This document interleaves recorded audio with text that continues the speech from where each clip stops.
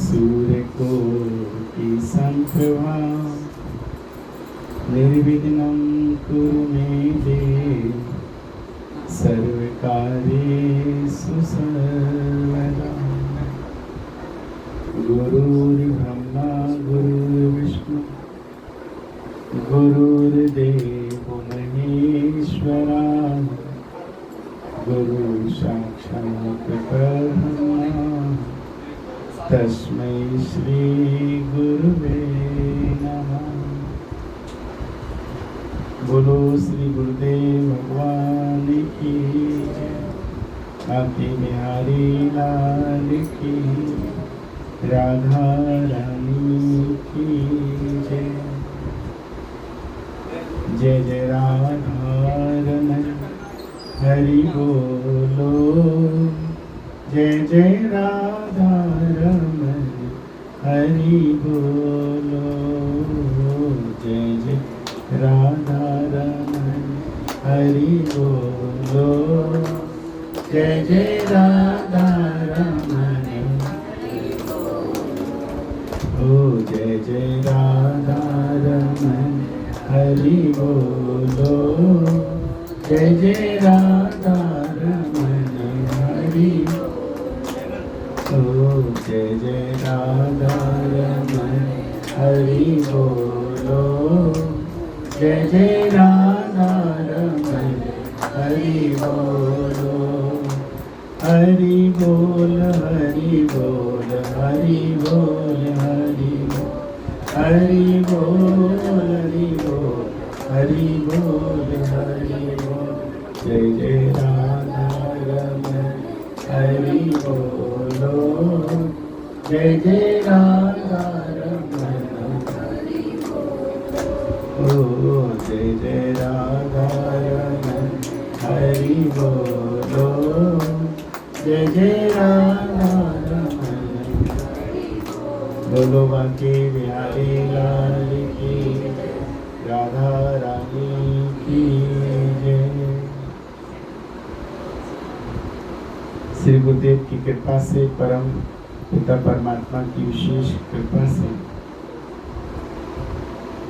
दिनांक 1 अगस्त से संपूर्ण हरियाणा में राष्ट्रहित में यात्रा निकल रही है। इस राष्ट्रहित में यात्रा का उद्देश्य है भारत को सनातन हिंदू राष्ट्र बनाना। मुख्य उद्देश्य यही है कि भारत को सनातन हिंदू राष्ट्र बनाना है। इसे कैसे बनाना है, इसके लिए हम सबको विचार करना है, कैसे बनेगा हिंदू राष्ट्र। इसी बीच हम लोग झज्जर बहादुरगढ़ से होते हुए रोहतक से पानीपत, सोनीपत, करनाल, यमुनानगर, जगाधरी, पुतूर, पंचकुला से आज आपके यहाँ चंडीगढ़, और चंडीगढ़ से फिर अभी अम्बाला से कुरुक्षेत्र से आगे कैथल, सिरसा, जींद, इस तरीके से हर जगह पे ये यात्रा 11 अगस्त को समाप्त हुई और 11 को गुड़गांव में इसका समापन। तो 11 दिन की यात्रा है। तो इस यात्रा में चंडीगढ़ तो मिक्स नहीं था, क्योंकि चंडीगढ़ अलग है हरियाणा से, लेकिन ये खुशबू के प्यार में कीजिए। ये रोज मैसेज करना, गुरुजी प्रणाम, पूछती थी कब आओगे कब आओगे कब आओगे, हमारे घर कभी आओ। तो हमने कहा हम पंचकुला तक आए हैं, तो हनुमान जी की इच्छा हुई कि चलो खुशबू के घर भी चलते हैं। तो ये हनुमान जी की कृपा है कि आज, वरना मेरा कोई ये रूट नहीं था, मैं रूट से थोड़ा साइड वाइज कर आया हूँ, क्योंकि सरकारी जो सुविधा है वो भी हरियाणा की है।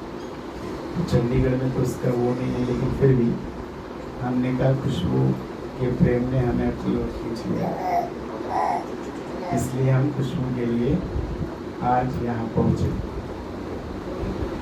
बहुत आशीर्वाद खुशबू को, उसके माता पिता, भाई भाभी सभी को हृदय से बहुत बहुत आशीर्वाद।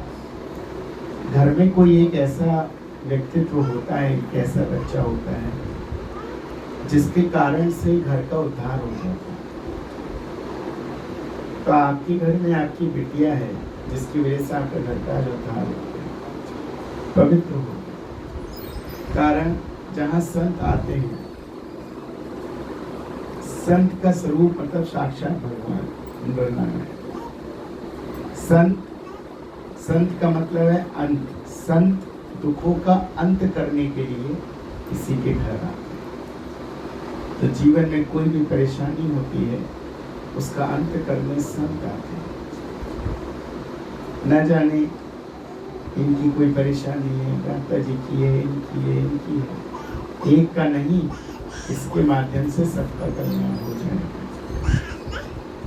ये बड़ी कृपा है। तो आपके घर में एक ऐसे बच्चे को आपने जन्म दिया जिसके प्रेम ने आज संत को अपनी यहाँ खींच लिया। इसके पुण्य कर्म और कर्मों का लेखा जोखा होता है। आप हमें लगता है कि हमारे ऊपर बड़ा दुख हो रहा है, हम बड़े परेशान हैं कि भैया बहू आई तो बहू से परेशान, बेटी अच्छे घर में नहीं है उससे परेशान, न जाने कितनी परेशानियाँ, कभी कार एक्सीडेंट, कभी कुछ। हम पे बहुत परेशानी आ रही है। हम ये सोचते हैं मन में कि हम पे रोज परेशानी आ रही है। तो ये सब आपके पास नहीं आ रही है। कारण ये है कि जो आप प्रारब्ध में करके आए हैं वो भी आपको भोगना पड़ता है। अगर इसका एक्सीडेंट हुआ है तो इसका मतलब है कि प्रारब्ध में कुछ ऐसा कर आया था जो इसको भुगतना पड़ा, वरना एक मर गया और एक जी गया।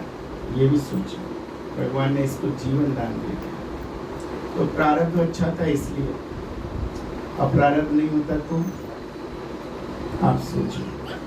तो प्रारब्ध अच्छा था, तो जो आपने प्रारब्ध में भोगा है, किया है कर्म, आपके आज के पुण्य कर्मों से इसको जीवन दान मिला। इसके इस समय के जो पुण्य कर्म थे, माता पिता के जो पुण्य कर्म थे, उनसे इसको परमात्मा ने जीवन दान दे दिया। तो आपके कर्मों का लेखा जोखा सब भगवान आपको यही भुगतने को देते हैं। ये नहीं है लोग कहते हैं कि आप ऊपर भुगतोगे, नहीं, यही भुगतना है। तो कहने का तात्पर्य ये है कि हमें हमेशा अच्छे पुण्य कर्मों को बढ़ाते रहना चाहिए, अच्छा कर्म करते रहना चाहिए। अच्छे कर्म का मतलब क्या है? हम पारिवारिक जीवन में रहते हैं, तो पारिवारिक जीवन में रहते रहते ईश्वर की साधना करें, भक्ति करें, भजन करें, जप करें, माला करें, ये हम सबको करते रहना चाहिए। और उसके अंदर की आत्मा देखिए, उससे पता है भगवान बैठे हैं, तो क्या कर रहे हैं, ऐसे करके छू रहे हैं। आप सोचिए, उसका प्रारब्ध देखिए, उसको किसी ने बताया नहीं, उसका प्रारब्ध है कि भगवान का स्थान। तो ये उसके प्रारब्ध कि वो कोई दिव्य आत्मा है। जब मैंने पूछा खुशबू के पिताजी से तो उन्होंने बताया मेरा पोता है, और सच में ये कोई दिव्य आत्मा है, ये कोई साधारण बच्चा नहीं है।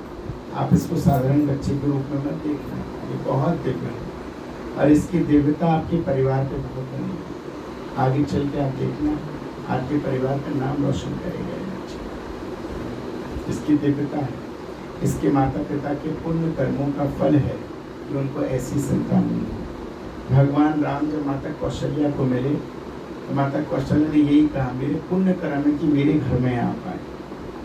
आप सोचिए, और जब भगवान आए तो 4 भुजा बन के आए। एक इतना बड़ा कमरा था, एक तरफ माता कौशल्या के सामने भगवान चतुर्भुज नारायण के रूप में खड़े हो गए। माता कौशल्या ने जब उन्हें देखा तो देखते ही माता कौशल्या ने मुंह घुमा लिया ऐसे करके। तो भगवान बोले, माँ आपने इतनी साधना तपस्या करी मुझे बुलाने के लिए, और आज जब मैं आया तो आपने मुझसे मुख क्यों मोड़ा? तो भगवान बोले, मैंने तुम्हें इस रूप में नहीं बुलाया था। माता कौशल्या बोली, इस रूप में नहीं बुलाया था, मैंने तो आपको शिशु के रूप में बुलाया था, बालक के रूप में। इस रूप में कोई मैं आपको पूजा करूँगी, इस रूप में मैं तो विष्णु भगवान है। आपको मेरे घर में बालक बन के आना पड़ेगा, बालक बन के आइए। तो भगवान बोले, चलो हम बालक बन जाते हैं। तो भगवान ने 4 हाथ में से 2 हाथ कर लिए और भगवान छोटे हो गए। और छोटे होने के बाद माता कौशल्या को बोले, माँ अब तो देखो, अब तो गर्दन घुमाओ। फिर माता कौशल्या ने कहा कि अभी भी नहीं, अभी भी आपको और छोटा होना पड़ेगा। कितना छोटा? जैसे नवजात शिशु होता है, तुरंत का बच्चा, ऐसे बच्चे बने। तो भगवान तुरंत वाले बच्चे बन गए, नन्हे से, और हाथ पैर फेंक रहे हैं। और फिर बोलने लगे अपनी माँ से, कौशल्या से, माँ अब तो देखो। तो कौशल्या मैया ने बोला, अभी भी नहीं देखूंगी। बोले क्यों? बोले जो नवजात शिशु होता है वो पैदा होते ही बोलता नहीं है, वो रोता है। पैदा होते ही बोलता नहीं, वो तो रोता है। अब अगर तुम मान लो किसी के बच्चा पैदा हो, वो बोले माँ मुझे देख, तो माँ तो वैसी मर जाएगी, है मेरा बच्चा है, कौन है तो मुझसे बोल रहा है। तो ये तो बोले मैं ऐसे कैसे, ये तो ऐसे नहीं चलेगा। बोले फिर क्या करूं? बोले रोना शुरू करो। तो रोआ। तो भगवान को कहने लगी रो। तो भगवान ने कहा क्यों? बोले रोना इसलिए है कि अगर तुम रोगी नहीं, अगर भगवान तुम रोगे नहीं, तब तक ये जो भक्त कभी कभी रोते हैं तुम्हारे सामने, तो इनके आंसुओं की कीमत कैसे समझोगे? इनके आंसुओं की कीमत अब तभी समझ सकते जब तुम खुद रोगे। रोने वाले तो व्यक्ति किसी के आंसू समझेगा, जो रोएगा नहीं उसे आंसू की कीमत क्या पता चलेगी। तो तुम्हें रोना तो पड़ेगा, रो। अच्छा बोले दूसरी बात? बोले दूसरी बात इसलिए रो कि इस बंद कमरे में तुम और हम हैं और कोई नहीं है। जब तक तुम रोगे नहीं तब तक बाहर पता नहीं चलेगा कि कौशल्या के राम का जन्म हुआ, बच्चे का जन्म हुआ। इसलिए तुम रो। तुम रोगे तो बाहर हल्ला मचेगा कि कौशल्या के बच्चा हुआ है। अगर तुम नहीं रोगे और मैं ऐसी लेके पहुंच गई तो लोग मेरी कोख को गाली देंगे कि प्रसव पीड़ा तो नहीं हुई, इसके बच्चा कहाँ से हो गया। इसलिए मेरी कोख की लाज रखने के लिए आपको रोना पड़ेगा। तो 2 कारण। पहला कारण, ये जो मनुष्य रोता है तुम्हारे लिए, तो इनके आंसू की कीमत को समझो। दूसरा कारण कि मेरी कोख कलंक ना हो पाए, लोग कहें कि सच में कौशल्या ने राम को जन्म दिया है। भगवान का जन्म नहीं हुआ था, भगवान का प्राकट हुआ था। कभी भी कोई शक्ति जन्म नहीं लेती, प्रकट होती है। तो वही प्राकट हुआ। तो बोले कि रो। कई माता कौशल्या ने कहा, सुनी बचन सुजाना रोदन ठाना, हुई बालक सुर भूपा, कीजे शिशु लीला अति प्रिय शीला, ये सुख परम अनुपा। कीजिए शिशु लीला, ऐसी शिशु लीला करो कि पता चल जाए कि हमारे घर में राम का जन्म हुआ है, बच्चे का जन्म। तो इसी प्रकार बड़ी भाग्यशाली थी जिनके घर में राम का जन्म हुआ, प्राकट हुआ। आप भाग्यशाली हो कि आपकी कोख से इतने प्यारे बच्चे ने आपके घर में जन्म लिया है, और ये बहुत अच्छी दिव्य आत्मा रहेगा।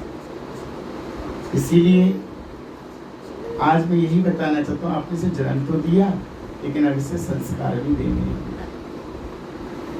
जन्म के साथ संस्कार देने हैं, खाली जन्म दे के नहीं छोड़ना है। संस्कार क्या देने हैं? नित्य प्रतिदिन इसको अभी से यही सिखाना है, राम राम बोलो, हनुमान जी की पूजा करो।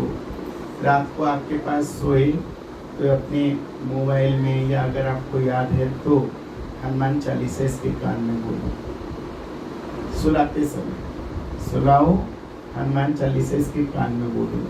जब इसके कान में आप हनुमान चालीसा बोलेंगे, एक तो ये कि कभी डरेगा नहीं, इसको भय नहीं लगेगा, क्योंकि भूत पिशाच निकट नहीं आवे, महावीर जब नाम सुनावे।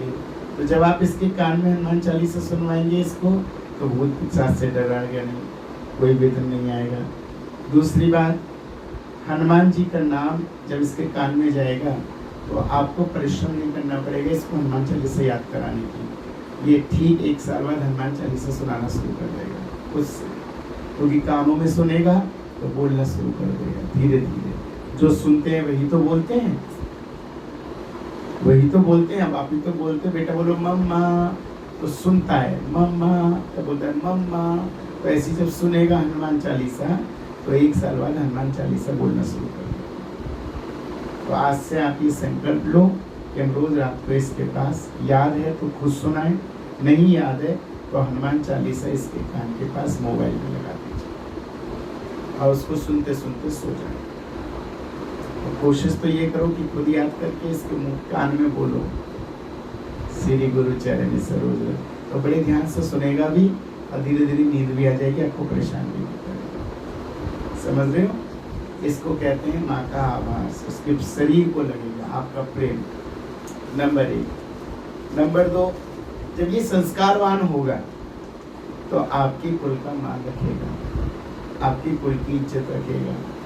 याद रखो, संतान से बड़ा धन कुछ नहीं होता। जिसके घर में संतान योग्य है उसके घर में सर्व सुख है। अगर संतान योग्य नहीं है तो आपकी कमाई हुई जमा पूंजी भी लुटा देगा। सही बात है ना? आप कितना बड़ा महल खड़ा कर लो और संतान शराबी कबाबी बन जाए, जुआरी बन जाए तो क्या होगा? 4 दिन में बर्बाद कर देगा घर को। इसलिए संस्कारवान बनाना बहुत जरूरी है। आप इसको, और वो बीज अभी से डाला जाता है। आप ये भी नहीं कह सकते 5 साल बाद, अभी से।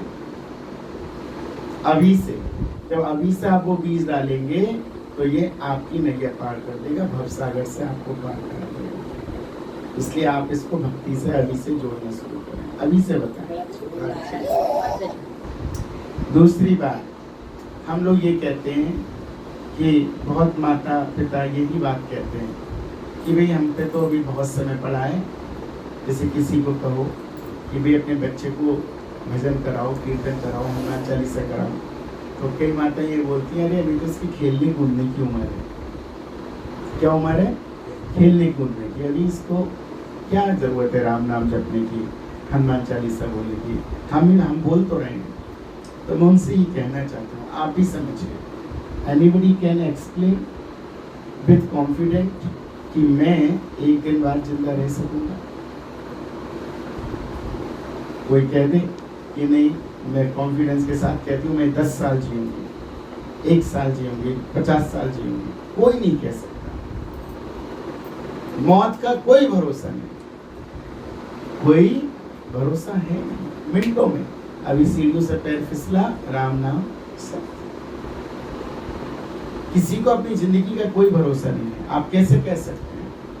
इसलिए अपनी जिंदगी की सांसें टूटने से पहले भगवान को अपनी सांसों में बसा लीजिए। जिंदगी की न टूटे लड़ी, नाम जप ले घड़ी दो घड़ी, नाम जप ले घड़ी दो घड़ी। तो अभी से नाम जपना है, तो अभी से सुनो। अभी जैसे माता जी हैं, अब इस समय इनका शरीर हैवी हो गया है। अब इनसे कोई ये कहे कि माता जी आप जो है वहाँ वैष्णो देवी की चढ़ाई कर लो, तो कर पाएंगी? धीरे धीरे धीरे धीरे धीरे धीरे कोशिश करके चल जाएंगे और ऊपर जाके पस्त जीरा रहे, बस भैया हो गया। यही होगा ना? यही होता है माता जी। चलो इतनी हिम्मत करके चढ़ गए, और मान लो जो बिल्कुल बूढ़ी है बेचारी, कैसे जा पाएंगी? तो इसलिए भगवान का नाम जप करने का जो समय है वो यही है। इसी उम्र से शुरू करो। और आप देखिए 5 साल का बच्चा है, उसको ना आपको पकड़ने की जरूरत है ना समझाने की जरूरत है, भागा भागा मैया के मठ तक चला जाएगा। थकेगा नहीं? आप बताइए, क्योंकि उसके शरीर में वो फुर्ती है, एनर्जी है, सब चीज़ है। तो कहने का तात्पर्य ये है कि भजन का सही समय कब? जब जागो तब। तो अभी जब आपको जागना है, कायदे में 5 साल की उम्र से बच्चे को भक्ति मार्ग में डाल देना चाहिए। तो आगे चल के उसके बिगड़ने के चांस नहीं होंगे। दोस्त अच्छे बनाएगा। कौन से दोस्त बनाएगा? आप अभी से डालोगे ना तो ये सोचेगा अरे ये तो दोस्त कहीं कहीं और जाता है, ये तो शराब पीते, इसके दोस्त अच्छे नहीं हैं। इसको अच्छे बुरे की पहचान हो जाएगी अभी से। और अगर आपने सोचा कि नहीं 10-12 साल की उम्र बाद हम इसको सिखाएंगे भगवान का भजन, पूजा पाठ।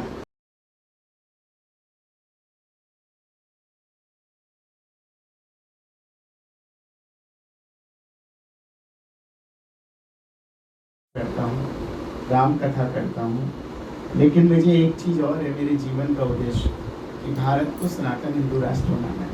और ये कैसे बनेगा? ये बनेगा हम सबको जानकर।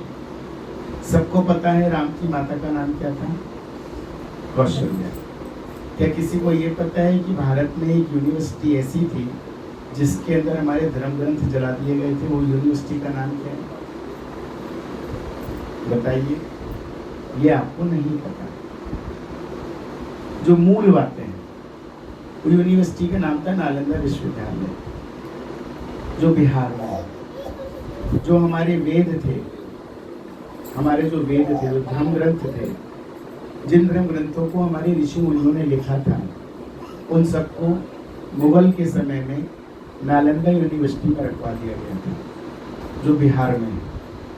और उन मुगलों ने हमारी नालंदा यूनिवर्सिटी को आग लगा दी थी। हमारे सारे धर्म ग्रंथ जल के खाक हो गए थे। और वो आग 6 महीने तक चली। 6 महीने, 6 महीने तक वो आग ही नहीं बुझी। आज जो भी धर्म ग्रंथ आप पढ़ रहे हैं, सारे उनके डुप्लीकेट हैं, कोई ओरिजिनल वाला नहीं। ओरिजिनल तो जल के खाक हो गए। लगाई किसने? मुगलों ने। हमारी भारत की संस्कृति के साथ खिलवाड़ किसने किया? हमारे मंदिरों को किसने तोड़ा? मुसलमानों ने। इन्होंने ही तोड़ा, कोई और तो तोड़ने वाले नहीं थे। और आज हम इनसे एक बात कहते हैं, बहुत सीधे सिद्धांतिक बात करता हूँ, कि इन्होंने 18,000 मंदिरों को तोड़ा। कम नहीं, 18,000। 18,000 हमारे मंदिरों को तोड़ा। और आज मैं ये कहता हूँ कि अगर इनके 18,000 जो उन्होंने हमारे मंदिर तोड़े, उनको मस्जिदें बनाई, अगर उनको तोड़ दिया जाए मस्जिदों को, इनके वो 18,000 मंदिर जो थे, तो मैं इनसे ये कहता हूँ, अगर शव मिले तो तुम्हारा और शिव मिले तो हमारा। लेकिन वहाँ पे शव नहीं मिलेगा, वहाँ शिव ही मिलेगा। काशी विश्वनाथ देखा आपने? वहाँ क्या शव है? वहाँ तो शिव है। आप सोचिए। तो इन लोगों ने हमारी संस्कृति को तोड़ा। ये कोई और नहीं है, ये वही भारत के मुसलमान, कोई और नहीं है। आपको पता होगा कश्मीर में कश्मीरी पंडितों को किस प्रकार खरीदा। किन लोगों ने? पाकिस्तान के मुसलमान थे। कहाँ के थे? यहीं के थे, कहीं और के तो थे नहीं। वो यहीं के तो थे। इनके घर में रहते थे, इनकी घर की सफाइयाँ करते थे, इनके खेतों में काम करते थे। और एक दिन ऐसा आया कि इन्हीं की बहन बेटियों के साथ उन्होंने बलात्कार किया और उनको काट काट के फेंक दिया। आप देखिए कश्मीर फाइल उठा के पिक्चर, आपको पता चल जाएगा। लेकिन फिर भी हम लोग सुनते तो हैं, लेकिन बिलीव नहीं करते। अपने आज जो मैं कोई बात कह रहा हूँ, इसको जीवन में उतार लेना। भारत में याद रखिए, हिंदू हिंदू, भाई भाई, बाकी सब कसाई। आप अपनी हिंदू संस्कृति को जानो, अपने सनातन धर्म को जानो, और सनातन धर्म से बड़ा कोई धर्म हो ही नहीं सकता। इस धर्म के कारण गुरु गोविंद सिंह ने अपने प्राण, अपने बच्चों की बलि चढ़ा दिया था। सोचिए, अपने बच्चों को दीवार में चुनवा दिया था गुरु गोविंद सिंह ने, सिर्फ सनातन धर्म की रक्षा के लिए। अब जब ये मोहम्मद साहब का नाम लेते हैं, मोहम्मद साहब, मोहम्मद साहब, मोहम्मद साहब, जब ये अपने मोहम्मद साहब के नहीं हुए तो आपके हो सकते हैं? इन्होंने मोहम्मद साहब के दामाद को मरवा दिया, मोहम्मद साहब की बेटी को मरवा दिया, जिनका नाम लेते हैं मोहम्मद रसूलुल्लाह जो बोलते हैं। इनकी जो आयत है वही मोहम्मद साहब की, इन्होंने बेटी को मरवाया, इन्होंने दामाद को मरवाया, मोहम्मद साहब के नवासों को मरवाया। और आज भी उन्हीं के नाम पे, जिनको मरवाया उन्हीं के नाम पे ये पूरे में इस्लाम धर्म कह रहे हैं। सनातन धर्म से बड़ा कोई धर्म है ही नहीं। जब ये उनके नहीं हुए तो हमारे हो सकते हैं, अपनों को ही नहीं हुए तो आप कैसे कह सकते हैं ये हमारे हो सकते हैं? दूसरी बात, ये लोग हमेशा धोखेबाज हैं, इनकी कौम धोखेबाज है, अपनी आइडेंटिटी छिपाते हैं। हाथ में कलावा बांधेंगे, नाम होगा सुहेल खान और बन जाएंगे आपके यहाँ राहुल, राहुल नाम रख लेंगे, हिंदू नाम रखते हैं और हमारी भोली भाली बेटियों को अपने प्यार के जाल में फंसाते हैं। मुझे नहीं पता आपके आसपास का, लेकिन मैं तो इतना देखता हूँ कि हर गली छोड़ के एक लड़की को मुसलमान लड़के ने नाम बदल के पता है नहीं पता चला। यही करते, इनका काम ही यही है कि मुस्लिम बेटियों को फंसाओ और उनके साथ लव जिहाद जैसे प्लानिंग करो। इसको लव जिहाद को, और हमारी बेटियां मासूम होती हैं, इनके चुंगल में फंस जाती हैं। तो हमें बचाना नहीं है अपने बच्चों को, बचाना पड़ेगा, अभी से जागना पड़ेगा। हमारे भारत में लिविंग रिलेशनशिप क्या ये होना चाहिए? भारत में पहले हम लोग कहते थे हम दो हमारे दो, और ये कहते हैं हम दो हमारे गिर दो। इनके तो बच्चों की लाइनें लगी हुई हैं, आप सोचिए। और हम तो हमारे दो में ही रह गए, बड़े ही नहीं। और जिस दिन इनकी संख्या ज़्यादा होगी, अभी भी भारत के चारों तरफ 56 देश मुस्लिम देश हैं। कितने देश? 56 कंट्रीज हैं मुस्लिम भारत के चारों ओर।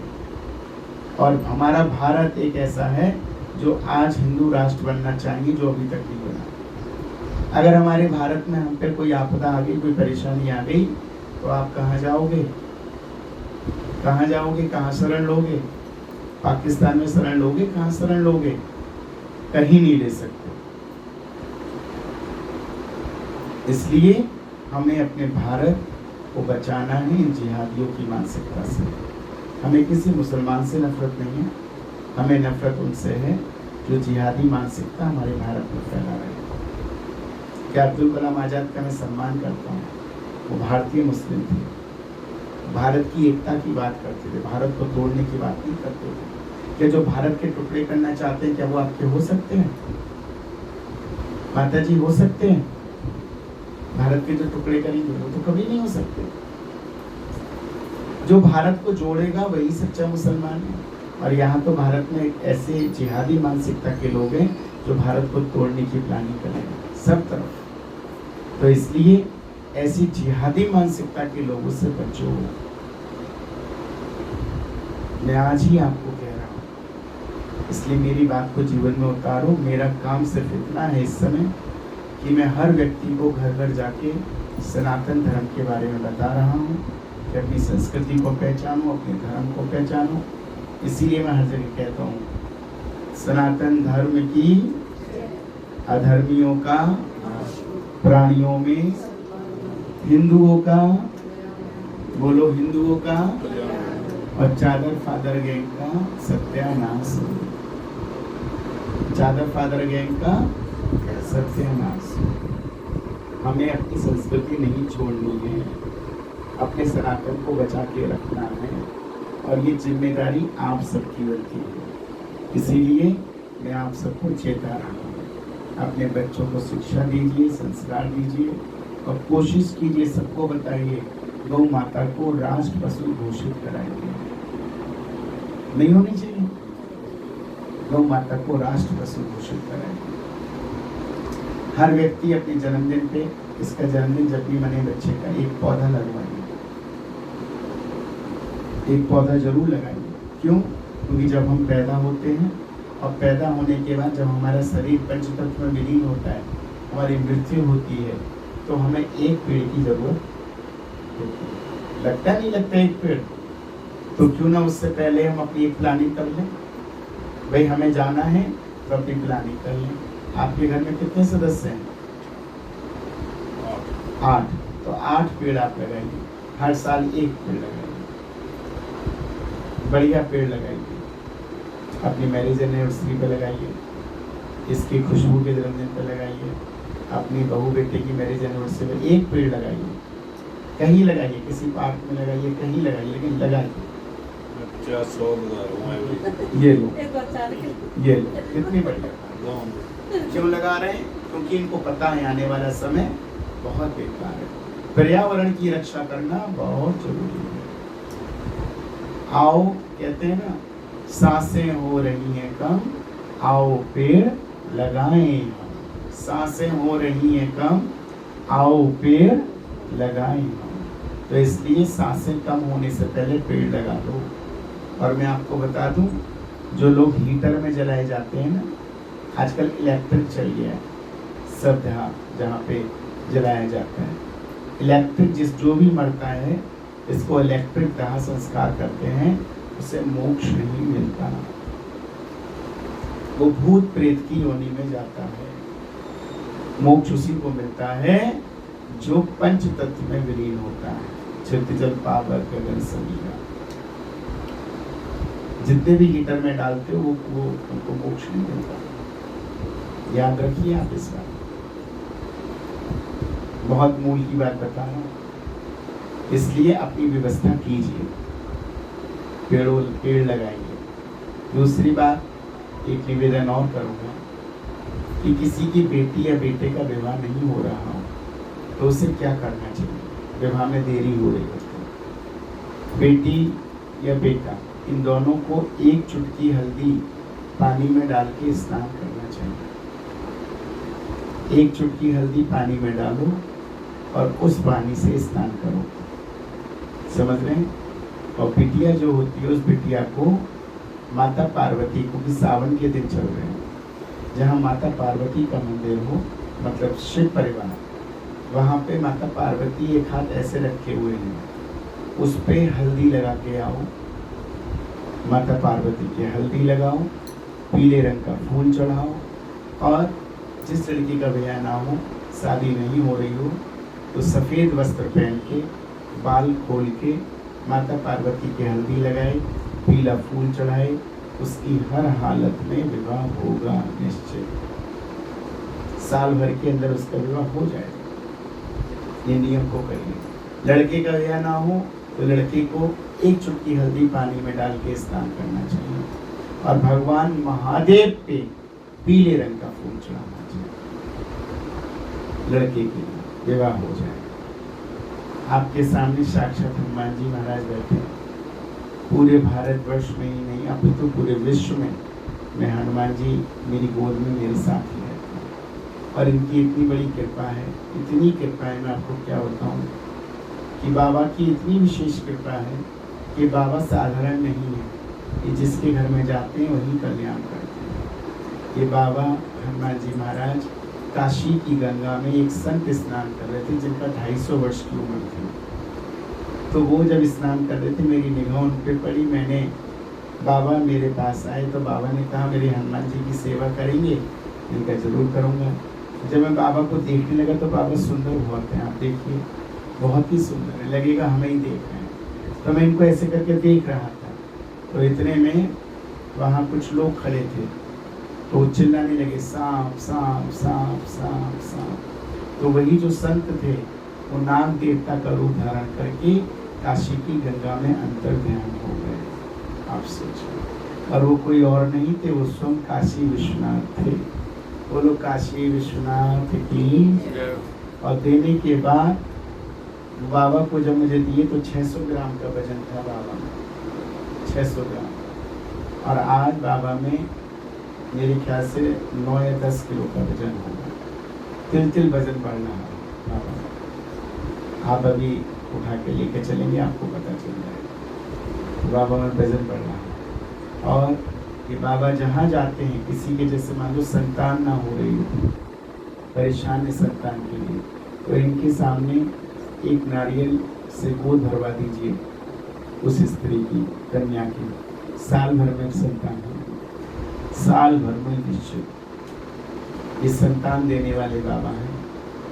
इनके सामने से ये गोले से गोद भरनी होती है, संतान हो जाएगी। इनकी बड़ी कृपा है, जिसके घर में जाते हैं वही कल्याण हो जाता है। आज बड़ा भाग्य है, हमारी खुशबू के घर में हनुमान जी आए। उनकी इच्छा थी, इसलिए मेरी गाड़ी मुड़ गई, वरना तो मेरा प्लान नहीं था, क्योंकि मुझे उधर से उधर निकलना था। लेकिन शायद बाबा की इच्छा थी, क्योंकि आप सबको दर्शन देने थे बाबा को, इसलिए बाबा आप सबके समक्ष आ गए। अपने मन की जो भी मनोकामना हो बाबा के सामने अपनी रखेंगे। दूसरा, आपके बेटे का स्वास्थ्य सही नहीं है या घर में किसी और का भी नहीं रहता हूँ, तो उसे क्या करना चाहिए? आप इसको आज से ही शुरू करें। आधे गिलास जल घर में हनुमान जी के सामने रखें, एक फोटो हनुमान जी की हो, उनके सामने आधे गिलास जल रखें और आधे गिलास जल रख के बोलें, नासे रोग हरे सब पीरा, जपत निरंतर हनुमत वीरा। ये वाली लाइन बोलें, बस एक चौपाई 11 बार। और उस जल को सुबह रख के रात को इसे पिलाएं और रात को रख के सुबह इसे पिलाएं। इस 1.25 महीने में चलने लगेगा। वो वादा करता हूँ आपसे, आप मुझे फोन करके मेरे पीछे पीछे आएंगे। सिर्फ इतना ही बोलना है, बाबा के सामने इतना गिलास जल और नासे रोग हरे सब पीरा, जपत निरंतर हनुमत वीरा। इतना बोलने से ही कल्याण हो जाए। लेकिन सुबह का शाम को, शाम का सुबह, इतना काम करें। और इसको बोलिए हनुमान चालीसा पढ़ा करें डेली, प्रतिदिन, बिना नागे के हनुमान चालीसा पढ़ो। हनुमान जी बिल्कुल अपनी तरह बना देंगे, उड़ा देंगे, ताकतवर बना देंगे, इसको समझा देंगे। हनुमान जी चारों युग पर ताप तुम्हारा है प्रसिद्ध, ये चारों युग के देवता हैं, द्वापर त्रेता कलयुग सतयुग। तो वो भी अष्ट सिद्धि 9 निधि के दाता, एक सिद्धि नहीं है, 8 सिद्धियां 9 निधियां इनके चरणों में रहती हैं। इनकी बड़ी विशेष कृपा है। आप लोग भाग्यशाली हैं, आपके हनुमान जी हैं।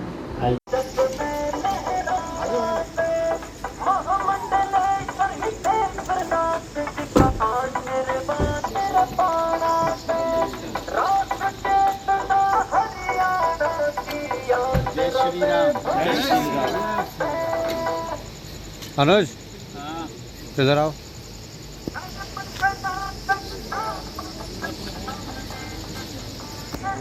अनुज, कैमरा क्या ये ठाड़े हो गए? मैं आता इसलिए तो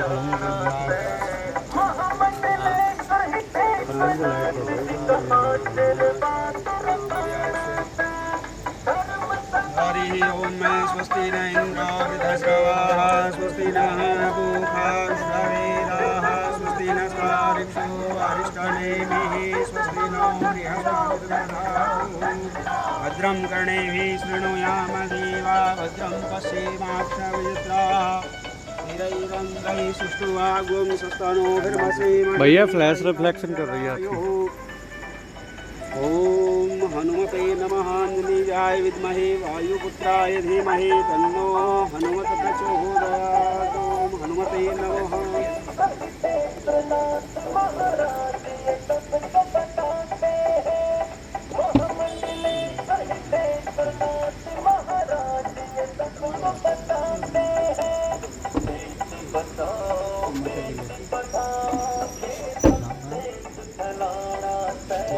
मंगलम भगवान विष्णु मंगलम भजय मंगलम पुंडरीकाक्षे मंगलाय हरि।